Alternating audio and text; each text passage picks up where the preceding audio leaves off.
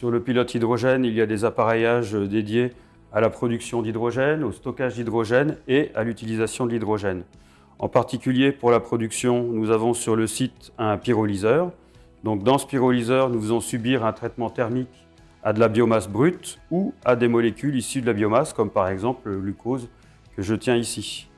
Une fois donc la substance soumise à la température, elle émet des gaz. Ces gaz sont transférés dans un dispositif qu'on appelle un catharomètre et dans ce catharomètre, on détecte spécifiquement l'hydrogène pour ensuite quantifier la quantité d'hydrogène produite lors de la décomposition thermique de la biomasse. Donc, au niveau du pilote hydrogène, il y a une autre possibilité de production d'hydrogène. Il s'agit d'un électrolyseur. Donc, dans cet électrolyseur, on introduit de l'eau.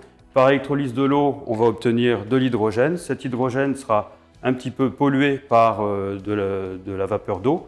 Et juste derrière, ici, il y a un assécheur supercritique qui va être mis en œuvre donc, pour extraire l'eau du flux hydrogène-eau. Et ce faisant, on obtiendra de l'hydrogène ultra pur. Dans le but de rechercher des alternatives au stockage cryogénique de l'hydrogène, on va s'intéresser ici au stockage solide. Dans ces réacteurs, on va synthétiser donc un matériau très poreux qu'on appelle MOF, pour Metallic Organic Framework, et l'hydrogène sous pression va être stocké dans les pores du matériau.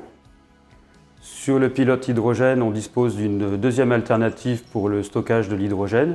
Il s'agit du stockage sous forme d'hydrate. Donc on mélange de l'eau et de l'hydrogène sous très haute pression et dans ces conditions, on obtient un solide appelé hydrate d'hydrogène. Au niveau de l'utilisation de l'hydrogène, donc sur le pilote hydrogène de l'ENSTA, on a un brûleur adiabatique. Donc à l'aide de ce brûleur, on constitue des mélanges hydrogène-air ou éventuellement hydrogène-méthane-air. Et ce mélange est amené au niveau du brûleur ici, enflammé, et on mesure les vitesses fondamentales de flamme.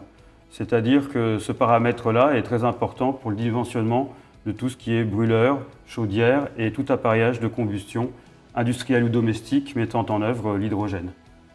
Sur le pilote hydrogène, pour l'utilisation de l'hydrogène, nous disposons aussi d'une pile à combustible haute température.